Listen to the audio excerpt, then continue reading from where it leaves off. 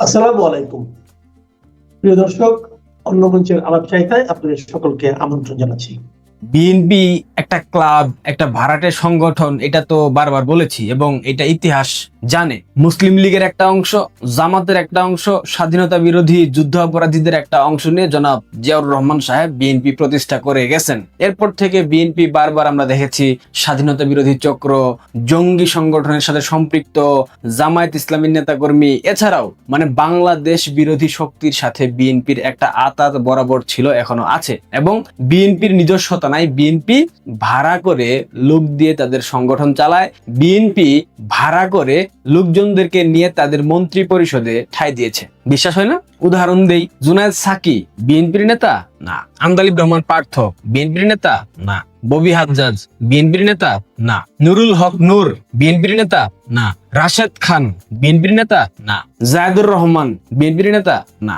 Junaid Psaki আজীবন বামপন্থী রাজনীতি করছে, ভণ্ড সাম্রাজ্যবাদ বিরোধী হাজারটা স্লোগান দিয়েছে, হাজারটা বক্তব্য দিয়েছে, কিন্তু এখন সাম্রাজ্যবাদীদের প্রতিষ্ঠা বার্ষিকীতে গিয়ে দাঁত কেলিয়ে ছবি তুলে। নুরুল হক নূর 5 আগস্টের পরেও বিএনপিকে 101 বার গালি দিয়েছে, এখন বিএনপির এমপি এবং মন্ত্রী। আন্দালিব রহমান পার্থ, এর তো কোনো চরিত্র নাই, চিনিচুরের ছেলে, যে যখন ক্ষমতায় থাকে তখন সেখানে গিয়ে চাটাচাটি করে, সুতরাং ওইটারে নিয়ে বইলে লাভ নাই। এরপর রাশেদ খান, গণ অধিকার পরিষদের রাশেদ, শুধুমাত্র ফেসবুকে স্ট্যাটাস দিয়ে চামচামি করে সে এখন বিএনপির প্রধানমন্ত্রীর বিশেষ সহকারী। ববি হাজ্জাজ একটা মাফিয়ার ছেলে, ঋণ খেলাপির ছেলে, কেলেঙ্কারি শেষ নাই এদের, সে এখন বিএনপির নেতা এবং মন্ত্রী। আর অসংখ্য উদাহরণ আছে ভাই, সবগুলো উদাহরণ দিতে গেলে অনেক লম্বা হয়ে যাবে। সুতরাং বিএনপি একটা ভাড়াটেদের সংগঠন, এটা বলার জন্য আর কোনো প্রমাণ লাগে না, কোনো উদাহরণ লাগে না। বাংলাদেশের বর্তমান রাষ্ট্রপতি জনাব শাহাবুদ্দিন চুপ্পু, উনি থাকলেই কি না থাকলেই কি, চুপ্পু থাকলেই আওয়ামী লীগের কি হবে,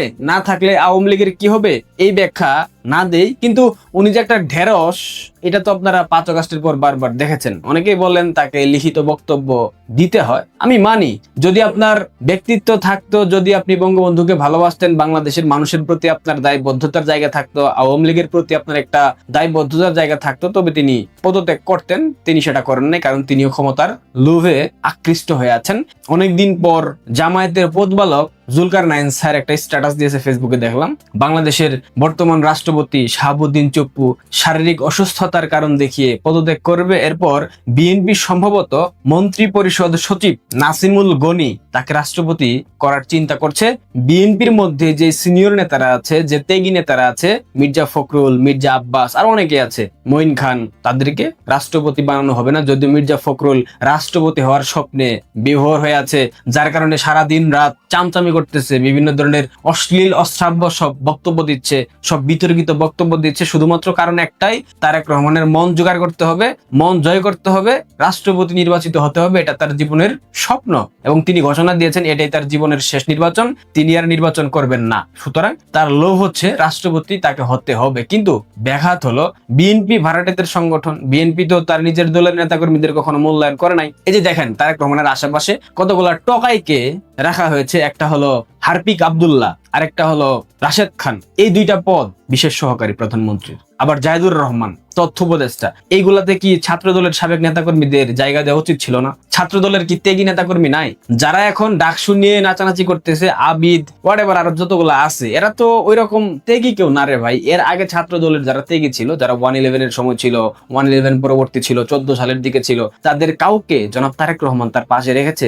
রাখে নাই। কারণ বিএনপি হইল একটা ভাড়াটেদের সংগঠন, আর এই ভাড়াটেরা জনাব তারেক রহমানের নেতৃত্বে এখন রাষ্ট্রপতি বানানোর জন্য চিন্তা ভাবনা করতেছে হিজবুত তাহরিরের ঢাকা বিশ্ববিদ্যালয়ের প্রতিষ্ঠাতা সভাপতি, এই মন্ত্রী পরিষদ সচিব নাসিমুল গনিকে। চিন্তা করা যায়, হিজবুত তাহরির একটা আন্তর্জাতিকভাবে নিষিদ্ধ ঘোষিত জঙ্গি সংগঠন, এই জঙ্গি সংগঠনের যেই পৃষ্ঠপোষকতা করে এই মুহূর্তে, তাকে বানানো হচ্ছে বাংলাদেশের রাষ্ট্রপতি। তাহলে বুঝেন বিএনপি কেমন দেউলিয়া সংগঠন। বিএনপির নেতাকর্মীরা আমাদেরকে গালি দেন, ভালো কথা, সমস্যা নাই, কিন্তু আপনাদের দল এই যে বিতর্কিত সিদ্ধান্তগুলা নিচ্ছে, এগুলার শেষ কিন্তু ভালো হবে না। ইউনূসের সময় নাসিমুল গনি ছিল স্বরাষ্ট্র সচিব। স্বরাষ্ট্র সচিব থাকা অবস্থায় দুবার পাকিস্তান সফরে গিয়েছে, সেপ্টেম্বর মাসে অর্থাৎ 8 আগস্ট ডক্টর ইউনূস যখন সরকার গঠন করে এরপর 17 সেপ্টেম্বর সে পাকিস্তান সফরে যায়। 25 সেপ্টেম্বর পর্যন্ত পাকিস্তান অবস্থান করে। সেখানে সেই সফরে তাকে যারা বিমানবন্দরে এসে রিসিভ করেছিল বাংলাদেশের পাকিস্তান নিযুক্ত রাষ্ট্রদূত এবং পাকিস্তান স্বরাষ্ট্র মন্ত্রণালয়ের বিশেষ সচিব দাউদ মোহাম্মদ বারিচ, সে সেখানে 17 সেপ্টেম্বর থেকে 25 সেপ্টেম্বর পর্যন্ত অবস্থান করে কোথায় মিটিং করেছে, কার সাথে বৈঠক করেছে, এই ধরনের কোনো তথ্য তৎকালীন সরকার অর্থাৎ অন্তর্বর্তীকালীন সরকার প্রকাশ করে নাই। একজন স্বরাষ্ট্র সচিব বিদেশ সফরে গেল, কেন গেল, কোথায় গেল, কার সাথে বৈঠক হলো, এই ধরনের কোনো তথ্য সূত্র প্রকাশ করা হয় নাই। কিন্তু গোয়েন্দা সূত্র বলতেছে সে সেখানে হিজবুত তাহরিরের সাথে মিটিং করেছে, তাদের কয়েকটা উইংসের সাথে সেখানে সাক্ষাৎ করেছে, তাদেরকে পুনর্বাসনের জন্য বাংলাদেশে প্রচেষ্টা চালিয়েছে। 24 5 আগস্টের পর আপনারা দেখেছেন ঢাকা শহরের বিভিন্ন প্রান্তে হিজবুত তাহরির মিছিল দিয়েছে, ঢাকা বিশ্ববিদ্যালয়ে মিছিল দিয়েছে, ওপেনে তারা পোস্টার কার্যক্রম পরিচালনা করেছে, তারা পোস্টার লিফলেট বিলি করেছে। 5 আগস্টের পর হিজবুত তাহরির সবার প্রথম বিশাল মিছিল দিয়েছিল ঢাকা শহরে এবং এই মিছিলের অর্থের যোগানদাতা এবং এই মিছিলের সকল কিছু পেছন থেকে ঠিকঠাক করে দিয়েছে এই স্বরাষ্ট্র সচিব নাসিমুল গনি, বর্তমানে যে মন্ত্রী পরিষদ সচিব। কি বুঝলেন? 5 আগস্টের পর এই যে জঙ্গিদেরকে ছেড়ে দেওয়া হয়েছে, জসিমউদ্দিন রাহমানি থেকে শুরু করে যতগুলা আন্ডারওয়ার্ল্ডের শীর্ষ মাফিয়া ছিল এবং হিজবুত তাহরিরের যতগুলা নিষিদ্ধ সংগঠনের নেতা ছিল সবাইকে কিন্তু ছেড়ে দেওয়া হয়েছে। শোনা যায় তার সাথে প্রতিনিয়ত সাক্ষাৎ করে হিজবুত তাহরিরের মিডিয়া উইংসের যে প্রধান বর্তমানে ঢাকার ইমতিয়াজ সেলিম, স্ক্রিনে যে ছবি দেখতে পাচ্ছেন, ইমতিয়াজ সেলিম এই নাসিমুল গনির হয়ে সবকিছু সম্পাদন করে বাংলাদেশে হিজবুত তাহরিরের জন্য আর কি। এছাড়াও হিজবুত তাহরিরের শীর্ষ নেতা তালাত, স্ক্রিনে দেখতে পাচ্ছেন, এই তালাতও নাসিমুল গনির অত্যন্ত আস্থাভাজন, অত্যন্ত কাছের, অত্যন্ত স্নেহের সন্তানের মতো। 5 আগস্টের পর বাংলাদেশে মবের কালচার শুরু হয়েছে, বাংলাদেশের আইন শৃঙ্খলা ধ্বংসের পথে। তখন এই নাসিমুল গনি একটা সাক্ষাৎকার দিয়েছিল। ওই সাক্ষাৎকার দেখার পরে বুঝেছিলাম এদের হাতে রাষ্ট্র, তার মানে এই রাষ্ট্রের ওইটা সারা। আমি তো খুব খারাপ দেখছি তা তো না, কোন তো একটা জায়গা হতেই পারে। চুরি ডাকাতি যদি না থাকে এত বড় পুলিশ বাহিনী রয়েছে কি জন্য? আমি তো খুব বেশি খারাপ কিছু দেখছি না। মানে আইন শৃঙ্খলা পরিস্থিতির প্রশ্ন তাকে করা হলে সে বলতেছে আইন শৃঙ্খলা পরিস্থিতির খারাপ কিছু সে দেখছে না, খুন তো একটা জায়গায় হতেই পারে, এটা তো খারাপ কিছু না। যদি চুরি ডাকাতি না হয় তাহলে রাষ্ট্রের আইন শৃঙ্খলা রক্ষাকারী বাহিনী, এত বড় পুলিশ বাহিনী কি জন্য আছে? মানে চিন্তা করেন, এ হচ্ছে স্বরাষ্ট্র সচিব তৎকালীন সময়ে, ওইটাকে বিএনপি বানাইছে মন্ত্রী পরিষদ সচিব। বললাম না বিএনপি ভাড়াটেদের সংগঠন। ডক্টর খলিল, এই খলিলের বিরুদ্ধে বিএনপি কি স্লোগান দেয় নাই? শিলং সালাউদ্দিন খোদ বলেছিল একজন বিদেশি নাগরিককে নিয়ে এসে বানিয়েছেন জাতীয় নিরাপত্তা উপদেষ্টা, যেই পদ বাংলাদেশে প্রথমবার তৈরি করা হয়েছে শুধুমাত্র খলিলের জন্য, বলেছিল না? অথচ সেই খলিল নির্বাচিত বিএনপি, তারা যে বলে সেই সরকারের পররাষ্ট্রমন্ত্রী। তাহলে বিএনপি যে ভাড়াটেদের সংগঠন না, এটার প্রমাণ বিএনপি করতে পারবে? অতএব তারা ভাড়াটেদেরকে নিয়ে সংগঠন পরিচালনা করে, রাষ্ট্র পরিচালনা করতেছে সব বিদেশি নাগরিক দিয়ে। এখন রাষ্ট্রপতির মতো সেন্সিটিভ জায়গায় বসানো হচ্ছে এই নাসিমুল গনি, যে কিনা ঢাকা বিশ্ববিদ্যালয়ে হিজবুত তাহরিরের প্রতিষ্ঠাতা সভাপতি, এ হবে বাংলাদেশের রাষ্ট্রপতি। How funny! বিএনপি আগায় যান, আপনাদের পতন যে খুব তাড়াতাড়ি হবে আপনাদের সিদ্ধান্তগুলো দেখে বোঝা যায়। আওয়ামী লীগ সরকারও আমলাতন্ত্রের দিকে ঝুঁকে গিয়েছিল, ভবিষ্যৎ ভালো হয় নাই, যদিও ষড়যন্ত্রমূলক অভ্যুত্থানের মাধ্যমে পরাজিত হয়েছে, বাট আপনাদের পতন কেউ ঠেকাতে পারবে না। আপনাদের একের পর এক বিতর্কিত সিদ্ধান্ত, একের পর এক বিতর্কিত মানুষদেরকে সামনে আনার চেষ্টা করা। দেখেন, এই নাসিমুল গনিকে নিয়ে ভারতীয় এক সাংবাদিক পালকি শর্মা একটা বিশাল প্রতিবেদন ছাপিয়েছিল, তার হিজবুত তাহরিরের সাথে সম্পৃক্ততা, হিজবুত তাহরিরকে বাংলাদেশে সুসংগঠিত করার একটা প্রচেষ্টা। উনি একটা বিশাল কলাম লিখেছিলেন, একটা নিউজ করেছিলেন, একটা রিপোর্ট করেছিলেন। সেটা বাংলাদেশের তৎকালীন সময়ের অন্তর্বর্তীকালীন সরকারের যে প্রেস উইংস ওইটাকে নিন্দা জানিয়েছে, ওইটাকে তারা ফেক নিউজ বলে প্রচার করিয়েছে। তৎকালীন সময়ে নাসিমুল গনি ছিল স্বরাষ্ট্র সচিব। ভাড়াটে দিয়ে দল পরিচালনা করা আর নিজের বউকে বিয়ে করে দেশের বাইরে চলে যাওয়া, একই কথা। বুঝেন নাই কি বুঝাইছি? ভাড়াটে দিয়ে দল পরিচালনা করতে গিয়ে দেখবেন দল প্রেগনেন্ট হয়ে গেছে এবং সেই প্রেগনেন্সির দায় কার তারেক রহমান নিজেও জানেন না। ভালো থাকেন, শুভ কামনা আপনাদের জন্য। ভারতের নতুন ককরোচ পার্টির আক্রমণ থেকে মোদী সরকার বা ভারত রাষ্ট্র কি নিরাপদ? আসুন এই বিষয়টা একটু আলোচনা করে দেখি। এই বিষয়ে বাংলাদেশের টেলিভিশনে যত টক শো হচ্ছে এগুলোকে আপনারা গার্বেজ হিসাবে নিক্ষেপ করতে পারেন। বাংলাদেশের মিডিয়া তো বলতে এখন আর কিছু নাই 2024-এর জঙ্গি উত্থানের পর। ফলে যা কিছুই তারা বলে, যত জ্ঞানী গুণী আসুক না কেন, ওরা আসলে জামাতের যেটা লাভ হবে সেই কথাটা বলে এবং সাথে যদি বিএনপির কিছু লাভ হয়। আবার আওয়ামী লীগের হয়ে যারা এসব বক্তৃতা বিবৃতি দেয়, ওদেরও আসলে ওই জ্ঞানের গভীরতা অতটুকু নাই যে এই বিষয়গুলোকে ভালোভাবে বিশ্লেষণ করতে পারে। আর একটা দলীয় প্রিজম তো সব জায়গায় থাকে। ককরোচ পার্টির এই আন্দোলন শুরু হওয়ার পর আমরা যেটা দেখলাম যে বাংলাদেশে 2024-এ যারা জঙ্গি উত্থান ঘটিয়েছে তারা এটার সাথে চরমভাবে একাত্মতা ঘোষণা করেছে। ব্র্যাক বিশ্ববিদ্যালয়ের একটা শিক্ষক, ছেলেটা বাংলা বলতে পারে না, দেখলাম যে টনটনে ইংরেজি বলে, যে ওই যে এই হোচিমিন নামে একটা তৃতীয় লিঙ্গ যে সহযোগিতা করেছিল 2024-এর জঙ্গি উত্থানে, যে নাকি আওয়ামী লীগ সরকারকে দিয়ে শরীফার গল্প লিখিয়ে সে এই তাদের এই চক্রান্তের অংশ হয়ে, চিন্তা করেন একটা মানুষ যাকে তারা কেটে ফেলবে, যার গর্দান, সেই হোচিমিন, সেও কিন্তু এই জঙ্গি সন্ত্রাসী আন্দোলনে অংশ হয়েছিল। পরে দেখা গেল যে 2024-এর জঙ্গি উত্থানে সে একটা লাল বদর হয়েছে। লাল বদরদের এই ব্যাপক সমর্থন দেখে এটা বোঝা যায় যে ভারতের যে ককরোচ আন্দোলন, এইটা আসলে ওরা উৎসাহিত হয়েছে মোদী সরকারকে ফেলে দেওয়ার জন্য। এই যেটা বাংলাদেশ এবং নেপালে যারা যে সার্থকতা পেয়েছিল সেখান থেকে। কিন্তু আবার ভারত রাষ্ট্র কর্তৃপক্ষ কিংবা ভারতের যারা মোদী সরকারের পক্ষে যারা কথাবার্তা বলেন, তারা এটাকে অত্যন্ত ক্ষুদ্র জিনিস হিসাবে দেখছেন, তুচ্ছ-তাচ্ছিল্যের বিষয় থেকে দেখছেন। এখন কথা হলো যে ককরোচ নামটা কোথা থেকে এসেছে। ককরোচ নামটা এসেছে যে এক বিচারপতি নাকি এদের ককরোচ ডেকেছে, সেই জন্য তারা পার্টিরই নাম ককরোচ দিয়ে দিয়েছে। এখন ছাত্রদের কি আসলে কোনো রাষ্ট্রীয় কর্তৃপক্ষ ককরোচ বলতে পারে?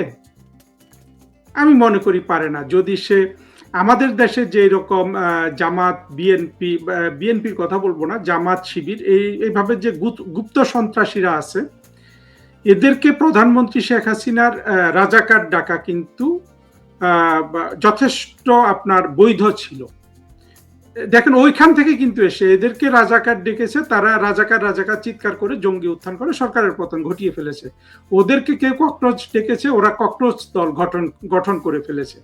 সুতরাং নিঃসন্দেহে বলা যায় যে 2024-এর জঙ্গিদের, বাংলাদেশের জঙ্গিদের যে বিজয় তারা দেখেছে, সাকসেস দেখেছে, বিজয় তো বলবো না, সাফল্য, সেখান থেকে কিন্তু এই ককরোচের দল কিন্তু অনুপ্রাণিত হয়েছে। এখন শেখ হাসিনা যখন ওদেরকে রাজাকার বললেন, তখন জিনিসটা কেন এইভাবে স্পার্ক করলো এই জন্য যে শেখ হাসিনা সরকার 15 বছর বা 16 বছর রাষ্ট্র ক্ষমতায় থাকার পরও রাজাকারের বিষয়টা বাংলাদেশের মানুষকে আসলে তারা বোঝাতে পারেননি। আপনারা যদি খেয়াল করেন যে এই 14-15 বছরেই কিন্তু আমাদের যে মুক্তিযুদ্ধের চেতনা, এই চেতনাকে চেতনাবাজি বলে এই 14-15 বছরেই এইটার সর্বনাশ করেছে এবং একবারে লজ্জাজনক একটা ফ্রেজে ওরা পরিণত করে ফেলেছিল, যারা 2024-এর জঙ্গি উত্থান সংগঠিত করেছে। কিন্তু সরকার তো, রাজনৈতিক সরকার তো এই যে একটা ন্যারেটিভ তৈরি হচ্ছে, চেতনা মানেই চেতনাবাজি মানেই হলো আওয়ামী লীগের গুম খুনকে লুকায়িত করা, চেতনা মানেই হলো যে বাকশাল কায়েম করা, চেতনা মানেই হলো ভারতের কাছে রাষ্ট্র বিক্রি করে দেয়া, চেতনা, মুক্তিযুদ্ধের চেতনা মানেই হলো হিন্দু কাফের মুশরিক এগুলা হয়ে যাওয়া। এই জিনিসগুলো দাঁড় করিয়েছে না মানুষের ভেতরে। কিন্তু আওয়ামী লীগের সরকার তো দক্ষতার সাথে এটা মোকাবেলা করেনি এবং দুঃখের সাথে বলতে হচ্ছে যে এগুলোকে তারা এখনো গুরুত্বপূর্ণ মনে করছে, সেই রকম কোনো প্রমাণ কিন্তু আমাদের হাতে নাই। যেহেতু শেখ হাসিনার সরকার এত চাতুর্যের একটা মুক্তিযুদ্ধের যে আমাদের একটা সর্বজনীন যে স্বপ্ন বলুন, মূল্যবোধ বলুন, সেটাকে যে রাজাকাররা ধ্বংস করে দিল, তাদেরই চোখের আড়াল দিয়ে আমাদের রাজনৈতিক সরকার অর্থনৈতিক উন্নয়নে ব্যাপৃত ছিলেন, কিন্তু এই জিনিসটাকে তারা হয় গুরুত্ব দেননি বা এটার গুরুত্ব বোঝার মতো দক্ষতা তাদের মধ্যে ছিল না। ফলে যে সময় তিনি রাজাকারদের রাজাকার বলে গালি দিলেন, রাজাকারদের তৈরি করা যে বিশাল সমাজ তারা একসাথে খেপে গেল যে না, শেখ হাসিনা এদেরকে রাজাকার বলছে, রাজাকার মানে তখন আসলে ইয়েটা হয়েছে। কিন্তু যদি শেখ হাসিনার আওয়ামী লীগ দল কিংবা যদি তারা সাফল্যের সাথে রাজাকার শব্দটাকে প্রতিষ্ঠিত করতে পারতেন, যখন শাহবাগী চেতনাবাজি বলে আওয়ামী লীগের মুক্তিযুদ্ধের চেতনাকে হাস্যকর করা হচ্ছে, তার বিরুদ্ধে যদি শেখ হাসিনার সরকার সত্যিকারের যথাযথ ব্যবস্থা নিতে পারতেন, তাহলে কিন্তু বাংলাদেশে তো রাজাকারই থাকে না। আসলে রাজাকার বলে আবার ফিরে আসা, সেটা তো অনেক পরের ব্যাপার। কিন্তু আমরা দেখলাম যে রাজাকার বলার পরেই দেখলাম যে এদের সাহস এবং উদ্ধৃত্ত এবং বেয়াদবি যাই বলুন না কেন সবকিছু বেড়ে গেছে, এবং কিছু মানুষকে তারা রাস্তায়ও নামিয়ে ফেলতে পেরেছে। কিন্তু ভারতে কি সেই রকম রাজাকার শ্রেণী আছে? যদি রাজাকার শ্রেণী ভারতে থেকে থাকে তাহলে ভারত রাষ্ট্রের তো এটা একটা বড় ব্যর্থতা। আর যদি রাজাকার শ্রেণী না থাকে, তাহলে ছাত্ররা যদি রাস্তায় জড়ো হয়, তাদেরকে ককরোচ ডাকা তো আসলে যায় না। ককরোচ যদি ডেকে ফেলে, সেটা ভুল স্বীকার করে সেটা ভারত সরকার তো এটার ব্যবস্থা করছে, আমরা কিন্তু সেটাও দেখিনি। এখন এই ককরোচরা জড়িত হয়েছে, এবং সেটা ব্যাপকভাবে বাংলাদেশের স্বাধীনতা বিরোধী মৌলবাদী শ্রেণী, এমনকি বাংলাদেশের এখন মিডিয়াহীন যে জগৎটা আছে, মিডিয়া নামে আসলে মিডিয়া আছে, এখানে মিডিয়াহীনতা চলছে আর কি, তারা বেজায় খুশি, এবং তারা কিন্তু মোদী সরকারের অলরেডি পতনই ঘটিয়ে ফেলেছে। কিন্তু মোদী সরকার আসলে এই পর্যায়ে পড়বে না, কিন্তু মোদী সরকার যে এই বিপদ থেকে তারা রক্ষা পাবে, এইটাও কিন্তু তাদের অত সহজভাবে ভেবে নেওয়ার আসলে কোনো কারণ নাই। আমরা দেখেছি যে এই আন্দোলনে বাংলাদেশেও যেমন হয়েছিল, বাঁধন টাধন এরা নেমে গিয়েছিল, ভারতেও কিন্তু কিছু পাকিস্তানপন্থী মুসলমান এই আন্দোলনে নেমে গেছে। তার একটা হলো কি, শাবানা আজমি বা তার হাজবেন্ড, এরা কিন্তু মনে প্রাণে পাকিস্তানি রয়ে গেছে, যদিও এরা ভারতীয়, কিন্তু এদের মধ্যে আসলে পাকিস্তান প্রীতি এত বেশি যে ভারত রাষ্ট্র এদের এত দিল। চিন্তা করুন তো, শাবানা আজমি যদি পাকিস্তানে চলে যেত বা পাকিস্তানের নায়িকা হতো, সে বড় জোর ওই যে বাংলাদেশে একটা নায়িকা আছে শবনম, তত বড় হতো, এর থেকে বড় কি হতে পারতো? আর এই যে তার হাজবেন্ড কি নাম, এই যে খুব বড় কবি এবং গীতিকার হিসাবে খুব ভালো, আফরিন গান লিখেছে, সেই ভদ্রলোক কি হতো? পাকিস্তানের কয়টা কবিকে কে চেনে না তো কেউ। উপরন্তু দেখবেন যে পাকিস্তান রাষ্ট্রের নাচ গান বা গান বাদ্য করে যারা বিখ্যাত হয়েছে, তারা কিন্তু কোনো না কোনো ভাবে ভারতের যে বোম্বাই ইন্ডাস্ট্রি আছে, বড় মিউজিক মুভি ইন্ডাস্ট্রি, সেটারই পৃষ্ঠপোষকতায় বড় হয়েছে। ভারতীয় প্রচার প্রচারণা না থাকলে, কিংবা ভারতে তাদের যথেষ্ট ভোক্তা শ্রেণী না থাকলে কিন্তু মেহেদী হাসান যে বিখ্যাত, আমি মনে করি উপমহাদেশের সবচেয়ে বড় শিল্পীদের একজন, তিনি মেহেদী হাসান কিন্তু হতে পারতেন না। যদিও তিনি পাকিস্তানি, অর্থাৎ তারাও আবার একসময় ভারতীয় ছিল, সেই কাহিনীতে যাওয়ার দরকার নেই। অর্থাৎ মেহেদী হাসান, গুলাম আলী, নূরজাহান, এই যে বড় বড় গায়ক গায়িকা কয়েকজন, খুব বেশি কিন্তু নাই ওদের। হ্যাঁ, একটা জঙ্গি অধ্যুষিত দেশে তিনটা থাকাও কিন্তু অনেক বড় ব্যাপার, বাংলাদেশে তো তিনটাও নাই, একটাও নাই। ফলে এরাও কিন্তু কোনো না কোনো ভাবে ভারতের পৃষ্ঠপোষকতা কিন্তু বড় শিল্পী হয়েছে। এই যে আমরা দেখেছি আদনান সামি, কিংবা ওই যে নুসরাত ফতে আলী, বা নুসরাত ফতে আলীর যে ভাতিজা রাহাত ফতে আলী খান, এরা কিন্তু ভারত রাষ্ট্র ওদের বিকাশ ঘটিয়েছে। এই কৃতজ্ঞতা কিন্তু ওই শাবানা আজমি, ওর হাজবেন্ডের নামে এই মুহূর্তে মনে আসছে না, সে যে আফরিন গান লিখেছে, হ্যাঁ, জাভেদ আক্তার, ওদের কিন্তু ওই চেতনাটুকু নাই। এরা কিন্তু এই ককরোচ পার্টিতে চলে গেছে, ভেবেছে যে মোদী সরকার পড়ে যাবে আর রাষ্ট্রটা রাতারাতি পাকিস্তান হয়ে যাবে। চিন্তার দৌড় কতটুকু দেখেন। কিন্তু তারপরও কি ভারত রাষ্ট্র আসলে এই ধরনের ককরোচ আন্দোলন বা কোনো ধরনের বড় আন্দোলনের যদি ষড়যন্ত্রমূলক হয়, সেটা থামানোর কি শক্তি কি ভারত রাষ্ট্র রাখে, মোদী সরকার রাখে? এইখানে আসলে মোদী সরকার এবং ভারত রাষ্ট্রের কিন্তু চিন্তা করা দরকার। একটা জিনিস খেয়াল করবেন যে এটা ভারত রাষ্ট্রেরও দুর্ভাগ্য, যে আমাদের সবারই দুর্ভাগ্য, এই উপমহাদেশে ভারতীয় মুসলমানগুলো কিন্তু পাকিস্তানকে অত্যন্ত ভালোবাসে, তারা বাংলাদেশকে ভালোবাসে, তারা কিন্তু ভারতকে ভালোবাসে না। এই যে ধরেন শাহরুখ খান টান এত ওদেরকে দিয়েছে, মনে প্রাণে যে ওরা কি চায়, আমির খান, এরা যে মনে প্রাণে কি চায়, বিলিয়নিয়ার হয়ে গেছে এক একজন বোম্বাই মুভি ইন্ডাস্ট্রিতে অভিনয় করে, এরা সত্যিকারের মনে প্রাণে কি চায় আমরা কিন্তু জানি না। এদের মধ্যে হয়তো শাহরুখ খান একটু বেটার ভারতীয়, আমির খান কম ভারতীয়, কিন্তু এগুলো নিয়ে বিতর্ক আছে। কিন্তু অর্থাৎ এই লোকগুলা কিন্তু সেই কূপমণ্ডুক মুসলমানই রয়ে গেছে, এরা পাকিস্তানি স্বপ্ন দেখে। আর ভারত ওদের ভালো লাগে না, ভারতে আয় রোজগার করতে ভালো লাগে, কিন্তু ভারত যে একটা গণতান্ত্রিক ব্যবস্থা গড়ে তুলেছে সেটা তাদের পছন্দ নয় মোটা দাগে। আর ভারতের এই মুসলমানদের এই যে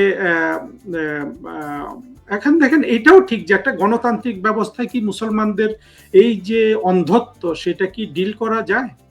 আমরা তো দেখি যে আমেরিকানরাও এটা ডিল করতে পারে না, ফ্রান্সও ডিল করতে পারে না, পশ্চিমা শক্তিগুলোও তো এটাকে মোকাবেলা করতে পারে না। তারা করে কি, কেউ যদি কোথাও একটা বোমা ফাটায় কিংবা গুলি করে কয়েকজনকে মেরে ফেলে, ওরা ঠিক প্রতিক্রিয়া হিসাবে ওই জঙ্গিদের 200, 400, 10 জন 20 জনকে মেরে ফেলে। এছাড়া তো জঙ্গিবাদের এই যে সারা বিশ্বের যে একটা সবচেয়ে বড় বিপদ, এই জঙ্গিবাদ, যেটা আসলে 2024-এর বাংলাদেশ রাষ্ট্র দখল করেছে, এটা তো আমেরিকার জন্য বিপদ। কিন্তু আমেরিকা কি এটাকে ঠিক দক্ষতার সাথে মোকাবেলা করে বা সত্যিকার অর্থে প্রজ্ঞার সাথে মোকাবেলা করে? আমরা কিন্তু দেখি না। আমরা উপরন্তু দেখলাম যে আমেরিকা এদের সাথে গিয়ে কিন্তু আবার সখ্য করে।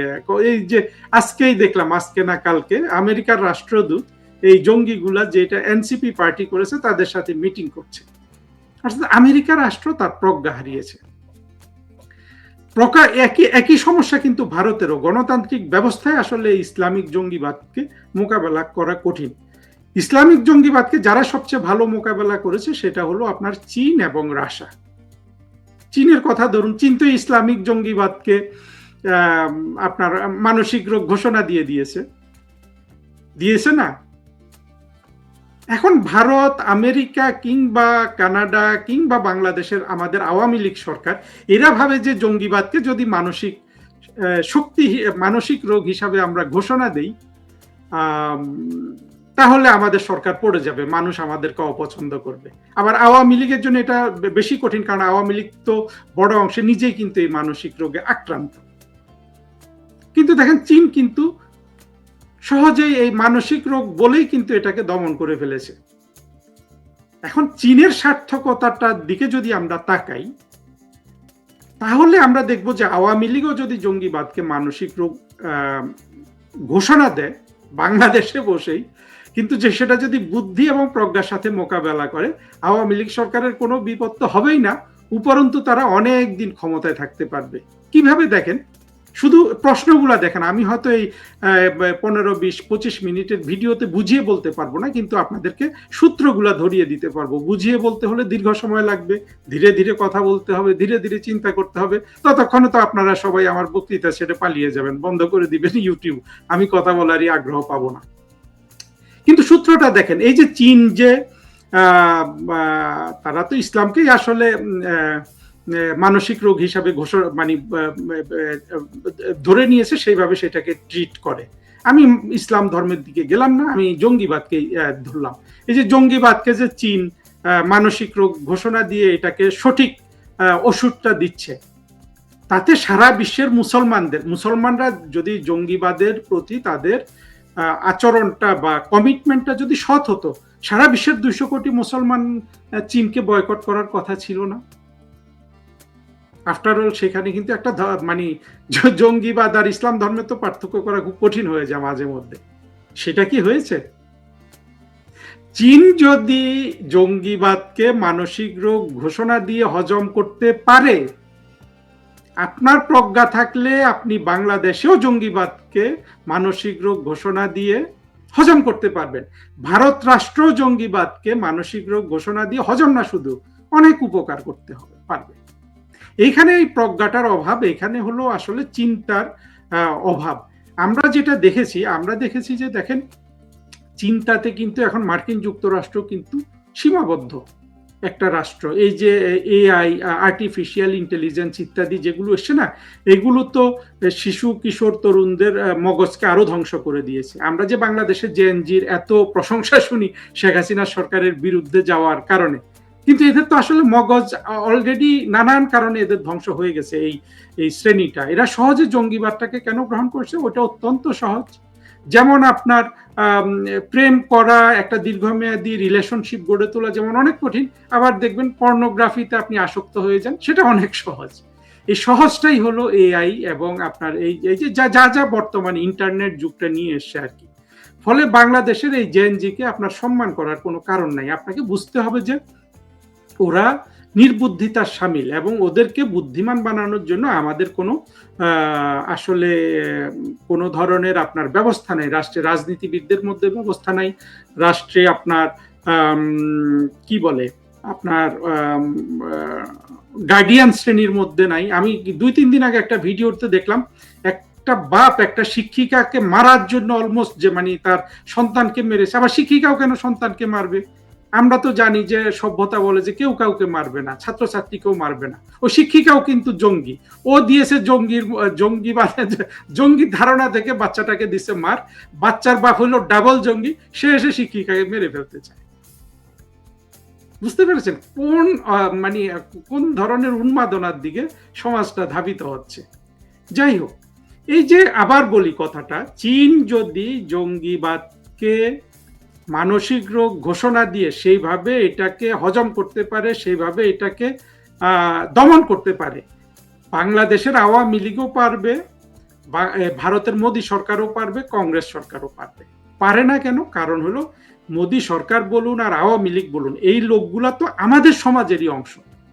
তাদের চিন্তা ভাবনার দৌড়, তাদের দক্ষতার দৌড়, তাদের প্রজ্ঞার দৌড় কিন্তু যে খুব বেশি, এইটা ভাবার আসলে কোনো কারণ নেই। আবার এরা প্রজ্ঞাবান মানুষের কথা শুনবে না বলে তারা যদি দাঁত মুখ খিচে বসে থাকে, সেটা তো আসলে রাষ্ট্রের জন্য অনেক বেশি দুঃখের কারণ। আমরা যদি ভারতের অংশটা চিন্তা করি, দেখেন ভারতে এই যে আমি কিন্তু এর মধ্যে আমার কথাবার্তা অলরেডি চলে এসেছে যে মুসলমানরা কিভাবে ভারতের জন্য বড় ধরনের একটা বিপদ। কারণ হলো এরা সেই গণতান্ত্রিক মন মানসিকতায় ভারতের ওটার সুযোগ গ্রহণ করে, অর্থনৈতিকভাবে সমৃদ্ধি লাভ করে, কিন্তু তারা মনে মনে পাকিস্তানকে ভালোবাসে। তো এটা তো ভারত রাষ্ট্রের জন্য বড় ধরনের হুমকি। এই হুমকিকে মোকাবেলা করার জন্য ভারতে আমরা যেটা দেখি যে বিজেপি মনে করে যে তারা এই হুমকিকে মোকাবেলা করছে। তাহলে এই হুমকিকে তারা কিভাবে মোকাবেলা করছে? তারা তাদের ধর্মীয় মৌলবাদটাকে প্রসারিত করছে। কিন্তু এটা তো সহজ একটা কাজ, তাই না? যে কোনো ধর্ম যে ধর্ম আকারে দাঁড়িয়ে যায়, সেখানে আপনি মৌলবাদকে প্রসারিত করবেন, এটা কিন্তু সহজ কাজ। কঠিন কাজটা কি? কঠিন কাজটা ছিল এই যে ভারতের যে বিশাল মুসলিম সংখ্যা একটা জঙ্গিবাদে পরিণত হয়ে গেছে, এইটাকে ইংরেজিতে বলা আমার জন্য সহজ, ডি-রেডিকালাইজেশন করা। এটা অত্যন্ত কিন্তু কঠিন কাজ। সেই দিকে না গিয়ে বিজেপি কিন্তু ভিন্ন ধরনের প্রতিক্রিয়া দেখাচ্ছে। এই প্রতিক্রিয়াটা কিন্তু ভারত রাষ্ট্রের জন্য ভালো হচ্ছে না। আবার ভারতের যে কংগ্রেস দল আবার অতি উদার, অতি মানবিক হতে গিয়ে তারা মনে করে যে যেটা মানে আমাদের ভারতে অবশ্য আওয়ামী লীগ কংগ্রেসকে ওইভাবে এখন গালি দেয়, হয়তো বা দেয় না, আমি সেটা থেকে গেলাম না। আওয়ামী লীগকে যেটা গালি দেয়া হয় যে আওয়ামী লীগ ভারতের দালাল, কংগ্রেসকেও কিন্তু হয়তো সেখানে পাকিস্তানের দালাল, মুসলমানের দালাল হিসাবে অনেক বড় একটা জনসংখ্যা মনে করে। কিন্তু কংগ্রেসও তো সেই প্রজ্ঞাবান মানুষ দ্বারা আসলে পরিচালিত না। কারণ কংগ্রেস যখন ভারত ভাগ হয়, তখন কংগ্রেস ছিল ভারত উপমহাদেশের প্রধান দল। তাদের হাত দিয়ে কিভাবে ভারত উপমহাদেশটা ভাগ হয়ে গেল? এই ভাগ হওয়া তো কোনোভাবেই হিন্দু মুসলমান কারো স্বার্থেই যায়নি। এবং এই গজবের সবচেয়ে বেশি ক্ষতিগ্রস্ত হয়েছে মুসলমানরা। কত মুসলমান মারা গেছে, আর মুসলমানরা এখন দরিদ্রের জীবন যাপন করছে। পাকিস্তানের দিকে দেখেন, একটা দেউলিয়া রাষ্ট্র, কিন্তু গর্ব অহংকারের তো কোনো শেষ নাই। যাই হোক, আমার মনে হয় আমার বক্তব্য বুঝতে পেরেছেন। আবার বাংলাদেশের জঙ্গিরা দেখেন ভাবছে যে যদি মোদী সরকার পড়ে যায়, কংগ্রেস সরকার চলে আসলে এই যে জঙ্গি মৌলবাদীরা একটা স্থায়িত্ব পাবে। বিজেপি এবং নরেন্দ্র মোদীকে তারা অনেক শত্রু মনে করে, কিন্তু আসলে কি সেটা হবে? এটা অবশ্য আমাদের আওয়ামী লীগের পক্ষে যারা লেখে ফেসবুক ইউটিউব করে তারা সবাই দেখিয়েছে যে কংগ্রেসের সাথেই তো আওয়ামী লীগের সবচেয়ে বড় সখ্য, এবং দুইটা দলের অন্তত লিখিত নীতির মধ্যে মিল আছে। ফলে কংগ্রেস সরকার আসলে আর যাই হোক, আওয়ামী লীগের সাথে তাদের যে ঐতিহাসিক সম্পর্ক সেটা তো আরো শক্ত হবে। তবু মৌলবাদ এমন একটা জিনিস, মৌলবাদ উপস্থিত লাভটা এমন ভাবে দেখে, এখন তারা মোদী সরকারের পতন চাচ্ছে যাতে কংগ্রেস আসে, ভাবে যে কংগ্রেস আসলে তাদের উপকার হবে, ঠিক যেভাবে তারা চীনকে ভালোবাসে। দেখেন চীনের কথাটা ও শেষই করতে পারলাম না। চীন যদি আপনার জঙ্গিবাদকে মানসিক রোগ ঘোষণা দিয়ে, এটা তো প্রকারান্ত ইসলামকে মানসিক রোগ হিসাবে তারা ঘোষণা দিয়েছে, তারপরে সৌদি আরব চীনের সাথে ব্যবসা বাণিজ্য করছে না, ইরানের সাথে তো সবচেয়ে বড় সখ্য। দেখেন ইসলামকে কিংবা জঙ্গিবাদকে মানসিক রোগ ঘোষণা দিলে যেই দুইটা রাষ্ট্রের সবচেয়ে বেশি তেলে বেগুনে জ্বলে ওঠার কথা, একটা ইরান একটা পাকিস্তান। কারণ মুসলিম বিশ্বের 57টা দেশের মধ্যে, 57টা বাদ দেন, 50টা প্রধান দেশের মধ্যে, বাকি 7টার গল্প আমি আনছি না, 50টা প্রধান দেশের মধ্যে দুটো ইসলামিক রিপাবলিক আছে, একটা হলো পাকিস্তান, একটা হলো ইরান। তর্কের খাতিরে আমরা ধরি যে জঙ্গিবাদ না, ইসলামকেই ইরান মানসিক রোগ ঘোষণা দিয়েছে। ইসলামকে মানসিক রোগ ঘোষণা দেওয়ার পরে পাকিস্তান আর ইরান দুইটা ঘোষিত ইসলামিক রিপাবলিক, কোরআনী আইনে চলা রাষ্ট্র, এটা হজম করে নিয়েছে না? তাহলে আপনি কেন এটা বুঝতে পারেন না, আওয়ামী লীগের নেতারা এটা কেন বুঝতে পারবেন না যে আপনি যদি বাংলাদেশের জঙ্গিবাদকে আপনি মানসিক রোগ ঘোষণা দিয়ে সেটাকে সেইভাবে আপনি আদর যত্ন করেন, আপনিও টিকতে পারবেন। এইখানে আপনাকে ইরানের মতো প্রজ্ঞাটা অর্জন করতে হবে। ইরানের প্রজ্ঞাটা কি? ইরানের প্রজ্ঞা দেখেন, কমিউনিজমের দুইটা রাষ্ট্র, রাশিয়া, সোভিয়েত ইউনিয়ন আর চীন। সোভিয়েত ইউনিয়ন ভেঙে গেল, চীন ভাঙলো না। কেন চীন ভাঙলো না? চীন খুবই প্র্যাকটিক্যাল। চীন দেখেছে যে মানুষের যে মানে যে মূল প্রকৃতি, যে মানুষ প্রতিযোগিতা করতে চায়, মানুষ সম্পদ অর্জন করতে চায়, সেই রাস্তাগুলা চীন কিন্তু খুলে দিয়েছে বাজার অর্থনীতিকে আধা আধি গ্রহণ করে। আবার সমাজতন্ত্রের যে ধারণাগুলো মানুষকে ব্যাপকভাবে সহায়তা করে, সেগুলো তারা রাষ্ট্রের মধ্যে রেখে দিয়েছে। চীন, অনেকে মনে করে যে চীনে কোনো বাক স্বাধীনতা নাই। সত্য না, চীনে এক ধরনের বাক স্বাধীনতা নাই, সেটা খুবই লিমিটেড, কিন্তু মানুষের বিকাশে যেসব চিন্তা ভাবনা করতে হয় সেটা চীন দেশের কোথাও বসে করতে কিন্তু কোনো অসুবিধা নাই, বরঞ্চ এখন দেখা যাচ্ছে এটা মার্কিন যুক্তরাষ্ট্রে বসে করতে অসুবিধা আছে। এই যে চীন একই সাথে 3টা বুদ্ধি গ্রহণ করলো, আপনার জঙ্গিবাদকে আপনার মানসিক রোগ ঘোষণা দিয়ে হজম করলো, এটা চীনের প্রজ্ঞা। চীন মানুষের চিন্তার বিকাশের কোনো বাধা নাই সেখানে, এবং মানুষের বেসিক নিড বা ইনস্টিংক্ট, খারাপ ভালো দুটোরই কোনোটাই কিন্তু চীন দেশে আপনি আপনি আপনি অসীম করতে পারবেন যতক্ষণ না চীনের যে সরকার পদ্ধতি আছে এটার বিরুদ্ধে আপনি দাঁড়ান। আর চীনের সরকার পদ্ধতি তো জনগণ বান্ধব, তারা মানুষের উপকার করে, সেই দেশে কোনো জঙ্গিবাদ নেই। বুঝতে পেরেছেন? আমার মূল পয়েন্টটা এটা, মূল পয়েন্ট হলো যে চীন যদি ইসলামকে মানসিক রোগ ঘোষণা দেওয়ার পরেও বিশ্বের ঘোষিত মাত্র দুটো ইসলামিক, যারাই সবচেয়ে বেশি ইসলামের রক্ষা কবচ হওয়ার কথা, ইরান এবং পাকিস্তান, তাদের সবচেয়ে বড় বন্ধু থাকতে পারে, আপনি বাংলাদেশে এই জঙ্গিবাদকে মানসিক রোগ ঘোষণা দিয়ে সেইভাবে এইটাকে শক্ত হাতে দমন করলেও আপনি মুসলমান বান্ধব থাকতে পারবেন। চীনের মতো আপনার প্রজ্ঞা দরকার। আর অন্যদিকে দেখেন, এই যে ইরান যে আপনার এই যে ইসলামিক রিপাবলিক হয়ে ইরান শাসন করে, বা পাকিস্তান যে ইসলামিক রিপাবলিক হয়ে পাকিস্তান শাসন করে, এটা কিন্তু সমাজের 10 থেকে 20% মানুষের রাষ্ট্র ক্ষমতা দখল, তাদের ওই রাষ্ট্রটাকে ভোগবিলাস করা, এটার জন্যই কিন্তু ওটা পারে। আসলে ইসলামের প্রতি কমিটমেন্ট কারো নাই।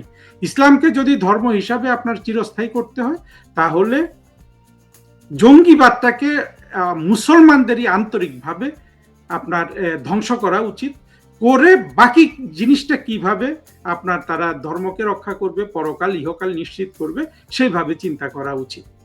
মূল যে পয়েন্ট ছিল যে ককরোচ পার্টির আক্রমণ থেকে ভারত বা মোদী সরকার নিরাপদ কিনা, মোদী সরকারের নিরাপত্তা কম, কারণ মোদী সরকার তো বোঝাই যাচ্ছে তাদেরও চিন্তা ভাবনার সীমাবদ্ধতা আছে।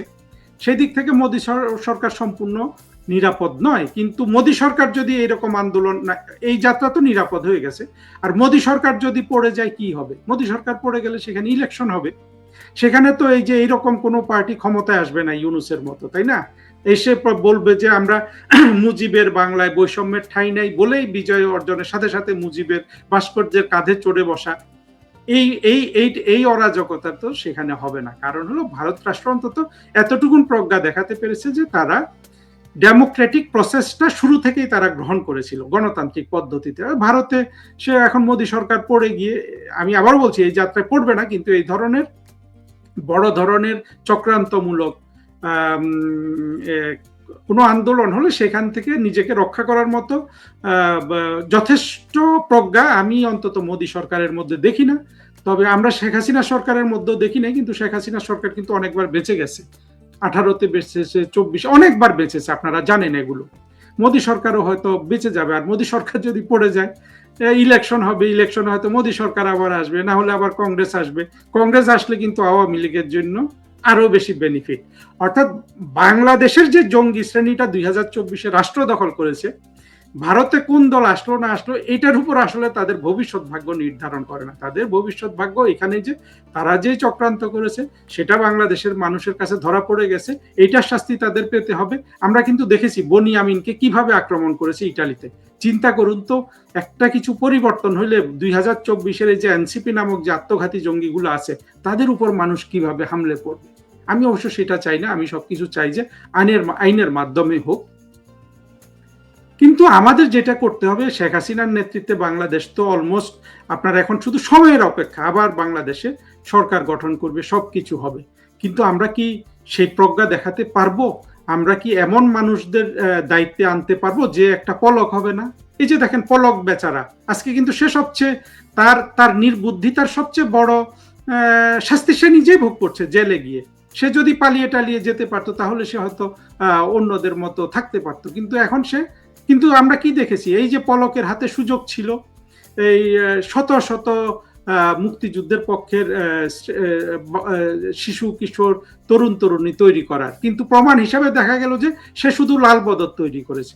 কেন করেছে? কারণ পলকের মধ্যেই তো সেই শিক্ষা নাই। কারণ অল্প বয়সী একটা ছেলেকে মন্ত্রী বানিয়ে দিয়েছেন। হ্যাঁ, প্রধানমন্ত্রী শেখ হাসিনার নেতৃত্ব গুণে এবং অর্থনৈতিক পলিসির কারণে ইন্টারনেটের সুবিধা সে বাড়াতে পেরেছে।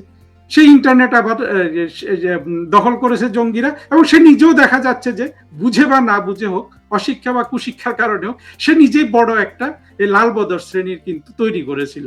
চিন্তা করেন, আওয়ামী লীগ সরকারের রাষ্ট্রের পয়সা, রাষ্ট্রের পৃষ্ঠপোষকতায় বিশাল এক লাল বদর শ্রেণী তৈরি হয়েছে আওয়ামী লীগের লোকজনই দ্বারা। তা আমরা কি ভবিষ্যতে আবার এই জিনিসটাই ফেস করবো? এইটার জন্য আমরা এখন এত কষ্ট করছি, সেটা আমাদের কিন্তু একটা দুঃখের কারণ হয়ে থাকবে আবারও যদি সেই ঘটনাটা বাংলাদেশে ঘটে।